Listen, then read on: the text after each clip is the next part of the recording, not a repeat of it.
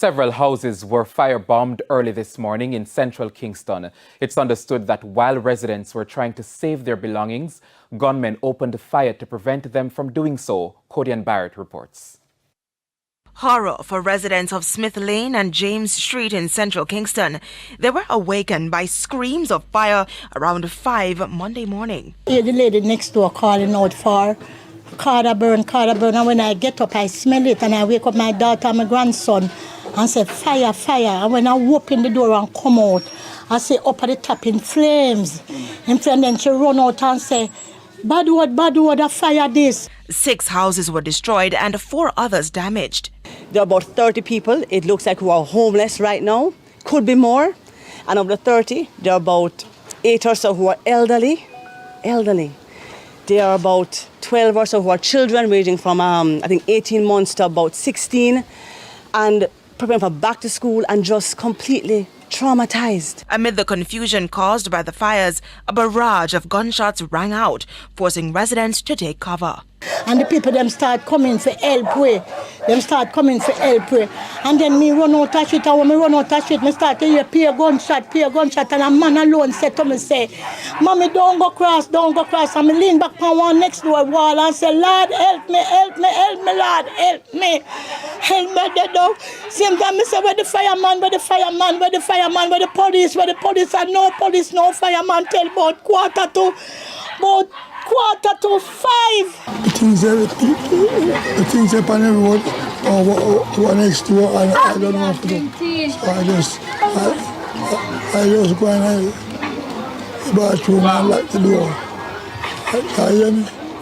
I lock the door. I mean, I go and chat till I go on, and I couldn't come out. The PNP caretaker for Central Kingston, Imani Duncan Price, says residents are fearful it will happen again. Because they have been told that it's not over. This is following on last week, Tuesday, where there was a complete gunfire from between Wildman Street and Smith Lane last week, Tuesday. The police were on spot, thank God, so nobody died. But the police were also under fire from the man then. The affected residents said they lost all their possessions and are in desperate need of assistance. I'm asking for the mayor of Kingston, who has the resources to call upon the trucks to help to clear the land, because there are young men here who help to rebuild, but we need to clear the land. They will help too. I'm asking for the relief programs to come and help them with mattresses, with food, a little cash today, so that people can just have something to eat, because their money burned up in their homes. These are hardworking Jamaicans, literally. Cody and Barrett for TVJ News. Up first this evening, Member of Parliament Lisa Hanna has signalled her intention to resign from representational politics after 15 years of service. In a letter to opposition leader and president of the People's National Party, Marco Golding, this afternoon, Ms. Hanna said she will not be offering herself as a candidate for the PNP in the next general election. Kelisha Williams has our story.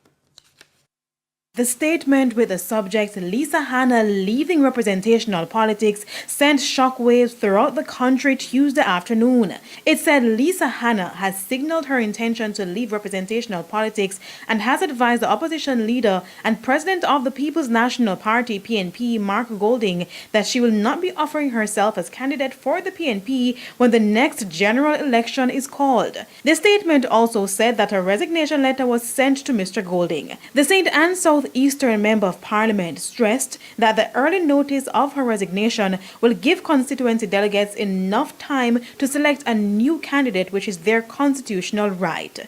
She has served as MP since 2007 and retained the seat by a narrow 32 votes in 2020 when the JLP secured a landslide victory in the general election.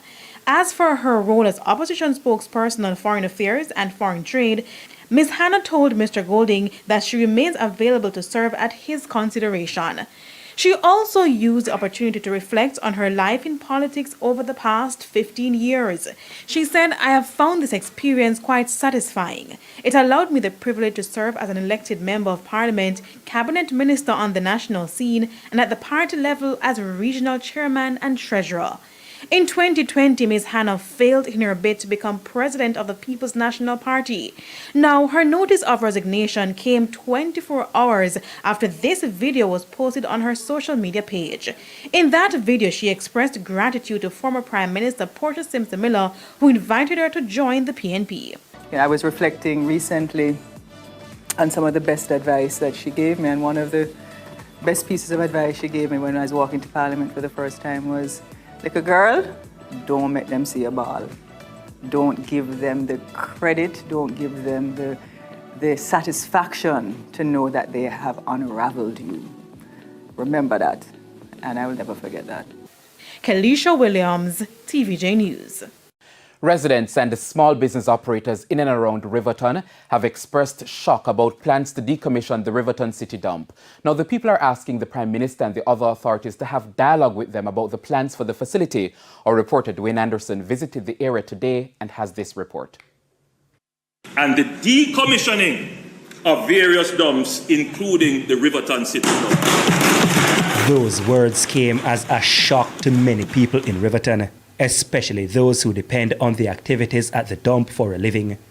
The work here include scrap metal traders, animal farmers and pickers, who are persons who search through the waste for useful goods to sell. And most of that work could disappear if the facility is decommissioned. So the people are worried. It are going to put a whole heap of people out of job and make some more people hungry. The government have to know that too. Because him they really know what going on. And Jonas can't do that, man. You're mad, man. I'm going to find something else for the man. No joke, man.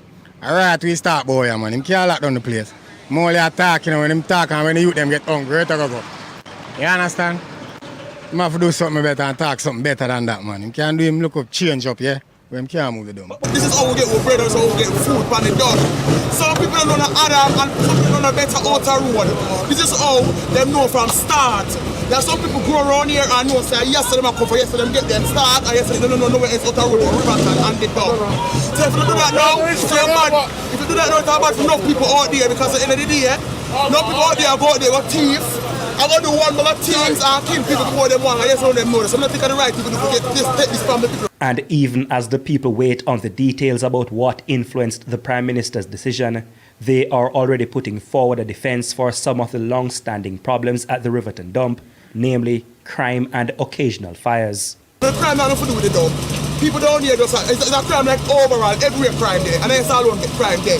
You understand? But pan the dump, the fires is a major thing. You eat sometimes, rise up there. The chemical pan the dump, and nobody like the dump. The Prime Minister, in his speech in Gordon House, explained that new disposal sites would also be opened, prompting this question from some of the people here at Riverton. You go take the dump from here, so? You go take the dump from here, and when you check it out, you can't go somewhere else.